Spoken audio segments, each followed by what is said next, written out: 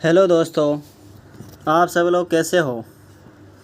आज हम बात करते हैं राजस्थान में वायरमैन लाइसेंस कैसे बनाएं। इसके लिए सबसे पहले अपने पास जो क्वालिफ़िकेशन होने चाहिए वो आईटीआई किया हुआ होना चाहिए। आईटीआई के अंदर अपने को इलेक्ट्रीशियन और वायरमैन से आईटीआई किया हुआ होना चाहिए। अगर आप इन दोनों से आईटीआई किए हुए होंगे तो आप वायरमैन लाइसेंस बना सकते हैं। अगर आपने पॉलिटेक्निक और बीटेक कर रखा है तो इससे आप सुपरवाइज़र का लाइसेंस यानी बड़े जो कॉन्ट्रैक्टर होते हैं उनका आप लाइसेंस बना सकते हैं। आईटीआई के ऊपर तो आपने वायरमैन का सर्टिफिकेट है जिससे अपने छोटे मोटे घरेलू काम कर सकते हैं। अगर कोई वैकेंसी आती है आईटी के ऊपर, अगर उसके अंदर लाइसेंस मांगते हैं तो आप इसके थ्रू ये एक्सपीरियंस लगा के आप अप्लाई कर सकते हैं। और जो ये एक्सपीरियंस है इसकी वैलिडिटी अपने राजस्थान के अंदर 5 साल तक के लिए इसकी वैलिडिटी होती है। 5 साल बाद वापस से अपने रीन्यू करवा सकते हैं और हर एक बार रीन्यू करवाने के बाद फिर ये 5 साल तक के आगे वैलिडिटी अपने को मिल जाती है। तो अपने को सबसे पहले इसके लिए शुरुआत करने के लिए अगर आप राजस्थान स्टेट से हो तो आप के पास सबके पास एसएसओ आईडी होनी चाहिए। हम जानते हैं कि अपने कैसे वायरमैन लाइसेंस के लिए अप्लाई करेंगे। सबसे पहले आपको आपकी एसएसओ आईडी ओपन करनी है। अपने गूगल के अंदर लिखेंगे एसएसओ आईडी लॉगिन लॉगिन लिखने के बाद फिर अपने इसे करेंगे सर्च करने के बाद पहले स्टेप पे ओके करेंगे। ओके करने के बाद ये एसएसओ आईडी लॉगिन आएगा। फिर इसको ओपन करेंगे यहाँ से। अब ये यहाँ पे पूछ रहा है आपका आईडी और पासवर्ड। अगर आईडी पासवर्ड नहीं बना तो आप ई मित्र के पास आईडी पासवर्ड बना सकते हैं एसएसओ आईडी, उसके थ्रू आप अप्लाई करेंगे। तो अपने यहाँ अपने खोलते हैं। यहाँ मैं आईडी पासवर्ड लगा लिया, ये कैप्चा लगा के फॉर्म अप्लाई कर सकते हैं।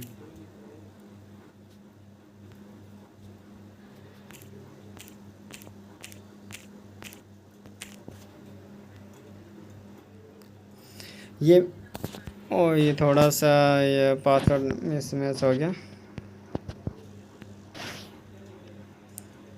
अब ये यहाँ से आईडी पासवर्ड मैंने ओपन कर लिया। आप एसएसओ आईडी लॉगिन करने के बाद ये इंटरफेस आपके सामने आएगा। इसके लिए आपको वैसे ये ऑप्शन मैंने निकाल रखा है पहले से। ये ऑप्शन मैंने पहले से निकाल रखा है। अगर ये ऑप्शन ना आए ई आईडी का तो ये अदर ऐप पे ओके करेंगे आप।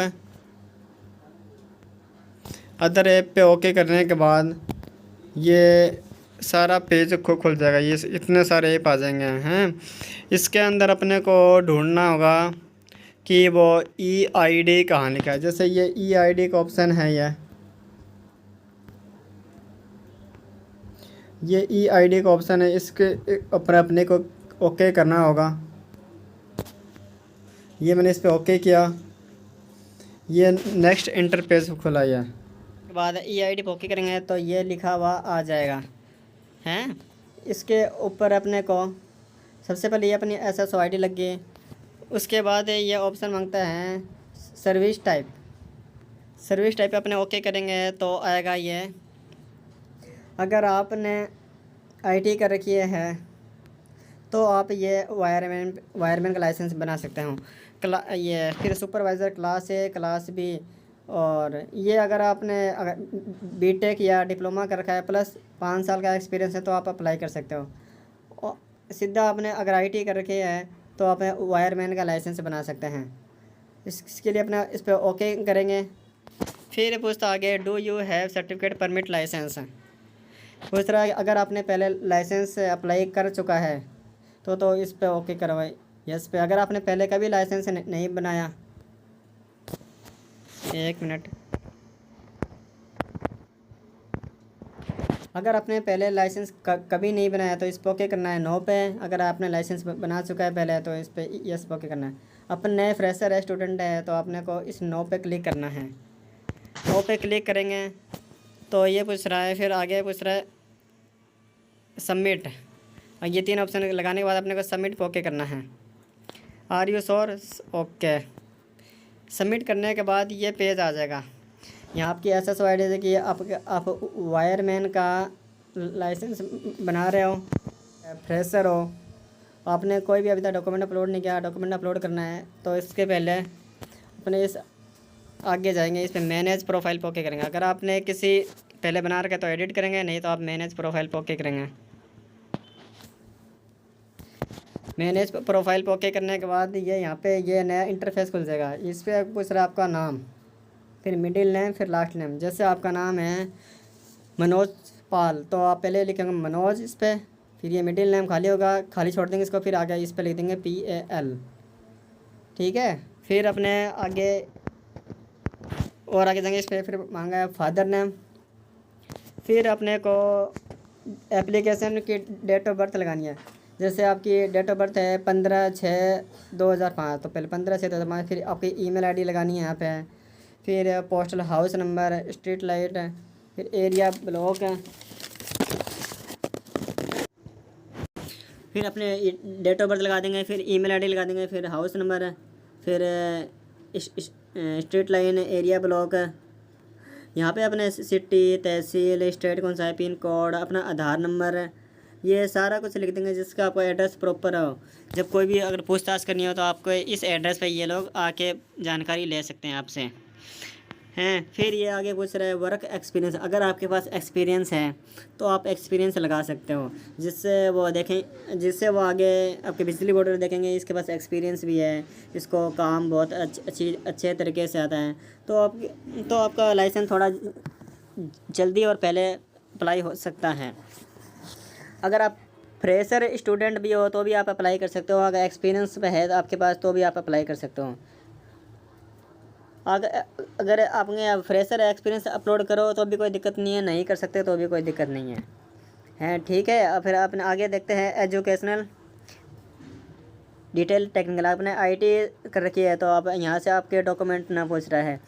जैसे ये इन्होंने पूछा है कि नेम ऑफ टेक्निकल इंस्टीट्यूट, आपने कहाँ से IT किया, उस IT कॉलेज का नाम होना चाहिए। आपकी क्या है डिग्री, आपने IT की है, पॉलिटेक्निक की है, इसके अंदर क्या है ऑप्शन देखो, BTech का ऑप्शन है, डिप्लोमा का, ITI का। आपने तो ITI कर रखी है तो आप ITI पे ओके कर दोगे। ठीक है। अब हमने जैसे इस पर IT पे टिक कर दिया। फिर ये पूछ रहा है इनरोलमेंट नंबर, आपका जो नंबर होता है वो लगाओगे। फिर और जैसे अपने IT में तो होता ही नहीं, ये तो पॉलिटेक्निक के अंदर होता है या डिप्लोमा में होता है इनरोलमेंट नंबर। IT के अंदर अपना यहाँ रोल नंबर आप लिख सकते हो। यहाँ पे आप इनरोलमेंट के अंदर आप अपना रोल नंबर लिख दोगे तो भी हो जाएगा। फिर जो पीरियड ऑफ, यानी आपने कब से कब तक किया ये आप, या तो आप ये ले सकते हो इसके अंदर आप कौन से सन में आपने IT पास कर लिया, आपके कितने परसेंट आया। अगर 72% तो 72 लिखे, 80% 80 है, 60 है तो 60% आप लिख सकते हो। नेम ऑफ फ्रम है कि कोई फ्रम नहीं है। हाँ, IT के अंदर कोई फ्रम की ज़रूरत नहीं है। फिर यहाँ पे आपका ये डॉक्यूमेंट अपलोड हो जाएगा IT का। फिर उसके बाद पूछा है मेडिकल सर्टिफिकेट। मैं आपको एक पेज बताऊंगा, उसके अंदर ये आप फॉर्म अप्लाई कर सकते हो। नहीं, फॉर्म बताऊंगा कि ये आप एप्लीकेशन फॉर्म फिल करके और फिर आप अपने अप्लाई ये इसके अंदर डॉक्यूमेंट अपलोड करने होंगे। अब जैसे ये पता मैं यहाँ पे अपने इस जो मेन आपके जो गवर्नमेंट हॉस्पिटल से आप जाके बनवाओगे तो वहाँ का जो मेन MD होगा वो यहाँ पे उसका नाम आ जाएगा, और उनके यहाँ पे कौन सी पोस्ट है ये लिख लीजिएगा डॉक्टर का। और वो जो डॉक्टर है जो मेन जिस हॉस्पिटल का गवर्नमेंट, उनके कोई एक मेडिकल ID नंबर होता है वो यहाँ पे लिख देंगे, या ये लिख देंगे आप एक कौन सी जगह काम कर रहे हैं। ये डॉक्टर आप जी फॉर्म डॉक्टर के पास ले जाओगे तो ये फार्म पे वो खुद ही साइन करवा देंगे आपसे। फिर अपने को आगे चलेंगे। फिर ये अटैच डॉक्यूमेंट है। फिर अपने को फिर इसके अंदर इसने पूछा है एजुकेशनल डिग्री, यानी यहाँ पे अपने को ITI वाली मार्कशीट लगा देनी है। उसके बाद मार्कशीट आप यहाँ पे आप 10th क्लास की मार्कशीट अपलोड कर सकते हैं। फिर डेट ऑफ बर्थ, पर यहाँ पे आप 10th की मार्कशीट अपलोड कर सकते हैं। मेडिकल सर्टिफिकेट, मैं आपको फार्म बताऊँगा, वो फॉर्म फिल करके आप डॉक्टर से साइन करवा सकते हैं, तब आपको यहाँ अपलोड करना है। एक्सपीरियंस, अगर एक्सपीरियंस है तो आप लगा सकते हो, नहीं तो कोई बात नहीं, बिना एक्सपीरियंस के आप हो सकता है। फिर ये पूछ रहा है एक्सरसाइज परमिट, अगर आपके पास लाइसेंस है तो आप लगा सकते हो, नहीं तो नहीं लगा सकते, कोई दिक्कत नहीं है। फिर आपके पास अंडरटेकिंग एक दो फार्म होंगे, उसके अंदर एक तो वो मेडिकल का होगा, एक अंडरटेकिंग का फार्म है, यहाँ पे वो फार्म लगा देना है। फिर इसके बाद कुछ नहीं, यहाँ पे ओके करके अपने को डेट, और यहाँ पे अपने को ये कहाँ गया, यहाँ पे अपने को ये साइन अपलोड कर देना। यहाँ पे आप साइन अपलोड कर दोगे तो हो जाएगा। फिर यहाँ पे ये सबमिट का ऑप्शन आ जाएगा, और सबमिट कर दोगे आगे तो वो आपसे वो पेमेंट मांगेगा। फिर वो आपसे वो पेमेंट मांगेगा, यानी वो फ़ीस मांगेगा। तो इसके अंदर कोई 600 रुपये की फ़ीस लगती है, वो आपको पे कर दोगे। उसके 2 हफ्ते बाद वो लाइसेंस, इसके अंदर वो 3 जांचें होती है, फर्स्ट लेयर, सेकंड लेयर थे, थर्ड लेयर। फर्स्ट लेयर तो एक दिन में क्लियर हो जाएगा, सेकंड लेयर उसके 1 हफ्ते बाद क्लियर हो जाएगा। जब ये थर्ड लेयर कंप्लीट होगा तब आपका ये वायरमैन सर्टिफिकेट कंप्लीट हो जाएगा। वायरमैन सर्टिफिकेट कंप्लीट हो जाएगा, जिससे आप वो डाउनलोड कर सकते हैं। इस थ्रू अपने ये लाइसेंस बना सकते हैं। मैं आपको अभी आगे बता दूंगा कि ये इसके अंदर अपने कौन कौन से वो मेडिकल फिटनेस का फॉर्म और अंडरटेकिंग का फॉर्म कैसे क्या भरना है, क्या नहीं भरना। उसके बाद बता देंगे कि अपने वो डाउनलोड कैसे करें। इस वीडियो में हम इतने बताएंगे अप्लाई कैसे करते हैं। आगे की जो वीडियो आएगी उसके अंदर बताएंगे अपने वायरमैन सर्टिफिकेट डाउनलोड कैसे करें। यहाँ तक के लिए वीडियो देखने के लिए धन्यवाद। अगर हाँ दोस्तों, मैंने आपको बताया था वायरमैन लाइसेंस के अंदर 2 फॉर्म लगते हैं। एक तो होता है अंडरटेकिंग का फॉर्म, एक होता है अंडरटेकिंग का फॉर्म, एक होता है मेडिकल सर्टिफिकेट का फॉर्म। पहले अपने अंडरटेकिंग फॉर्म की बात करते हैं। ये अंडरटेकिंग का फॉर्म अपने 18 साल से उम्र होने के बाद ही अपने ये फॉर्म भर सकते हैं। 18 साल से उम्र होने के बाद ही आप लाइसेंस बना सकते हो, उससे पहले आप लाइसेंस नहीं बना सकते हैं। फायरमैन लाइसेंस बनाते समय क्या क्या फॉर्म भरना होता है, इसके अंदर हम आपको बताते हैं। पहले लिखा है मैं, यानी आपका यहाँ नाम आ जाएगा, फिर श्री आपके पिताजी का नाम आ जाएगा यहाँ पे, फिर आपका निवासी आप कहाँ पे, तो यहाँ पे आ जाएगा आप कौन से जिले से, ये आ जाएगा। फिर आपने कितने साल की आईटी है, इलेक्ट्रिशियन से किया तो 2 साल की, वायरमैन के किया तो 1 साल के, 2 साल को वहाँ लिखते हैं हम। यहाँ पे आपके आईटी का नाम आ जाएगा, आपके कितने % है ये आ जाएगा, और कितने कौन सी डिवीज़न है, फर्स्ट डिवीज़न है या सेकंड डिवीज़न या थर्ड डिवीज़न है, ये आ जाएगा यहाँ पे। फिर इसके 1 नंबर कहता है मैं विद्युत निरीक्षणालय विभाग में वायरमैन परमिट हेतु प्रथम बार आवेदन कर रहा हूँ। तो यस, आप पहली बार आवेदन कर रहे हो तो आप इस पे हाँ पे टिक कर दोगे। अगर आप दूसरी बार आवेदन करें तो नहीं पे टिक करोगे। आपने आईटी की है तो आपने पहली बार आवेदन किया तो हाँ पे टिक करा। दूसरा ऑप्शन कहता है कि मेरे पास विद्युत निरीक्षणालय में जारी वायरमैन परमिट है तो नंबर, अगर आपने पहले लाइसेंस बना रखा है तो यहाँ आपका लाइसेंस नंबर आएगा, और अगर नहीं बनाया तो यहाँ आप इस कॉलम को आप खाली छोड़ सकते हो।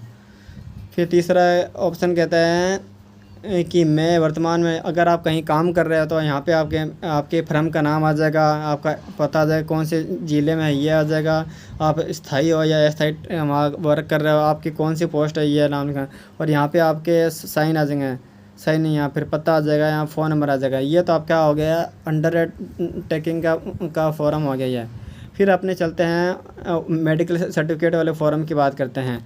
ये अपना मेडिकल सर्टिफिकेट का फॉर्म है। इसके अंदर आपको क्या करना होता है, यहाँ पे सबसे पहले अपनी फ़ोटो लगानी होती है। फ़ोटो लगाने के बाद यहाँ पे फिर लिखा है 1 नंबर कॉलम में कि नेम ऑफ़ एप्लीकेशन, यहाँ पे आपका फर्स्ट नाम आ जाएगा। सेकंड नंबर कहता है ये आइडेंटिफिकेशन मार्क है, यहाँ पे अपने को ये 2 आपके शरीर पे कोई चिन्ह हो, चाहे आप तिल हो तो आप लगा सकते हैं, अगर कहीं आपकी चोट लगी है तो यहाँ पे लिख सकते हो। अगर आपके शरीर पे कोई 2 चिन्ह नहीं है तो आप इसमें से 1 चिन्ह भी लिख सकते हो, कोई दिक्कत की बात नहीं है। मगर ये आप हॉस्पिटल में जाओगे, आपके मेन जो डॉक्टर होंगे तो वो आप उनके पास जाओगे, वो आपका ये फॉर्म देखेंगे। तो आप वहाँ पे जो भी डॉक्टर बैठते हैं 4 5, उन सारे आँख वाले, पैर वाले, हड्डी वाले, खून आपके वो सारा कुछ जांच करेंगे। जांच करने के बाद ही आपके इस फॉर्म पे आपके साइन मोहर लगा के देंगे, जब भी आप ये फॉर्म अपलोड कर सकते हैं, अन्यथा आप इस फॉर्म को अपलोड नहीं कर सकते। तो आप डॉक्टर से ये पहले मेडिकल सर्टिफिकेट जिससे अपने फॉर्म भरवाते हैं वो आपको करना पड़ेगा। तो यहाँ तक बता दिया, फिर आगे चलते हैं अपने। फिर अपने ये 2 कॉलम है, फिर 3 नंबर पे आता है, ये कह रहा है कि does the applicant for the biggest identify sore in the defence vision, so I have in the suitable certificate. आप सही है इसके लिए, तो आप पहले पे टिक करोगे यस, और जो बाकी आगे जो BCD ये इन सब पे आप नो नो नो पे आप टिक मार दोगे। आपको ये समझने की ज़रूरत नहीं, आप बस आप नो नो पे आप क्लिक कर देना, आपके ये कोई काम की चीज़ नहीं है। फिर आप नीचे आओ गए, यहाँ पे यहाँ पे ये डॉक्टर अपना नाम लिख देगा, और यहाँ पर डॉक्टर अपने साइन कर देंगे, मोहर लगा देगा। ये सब आप डॉक्टर के साइन होने के बाद ही अगर ये आप फॉर्म कंप्लीट कर लेते हो, ये साइन सुन करवा के, तब आप ये इस फॉर्म के अंदर आप ये अपलोड कर सकते हो।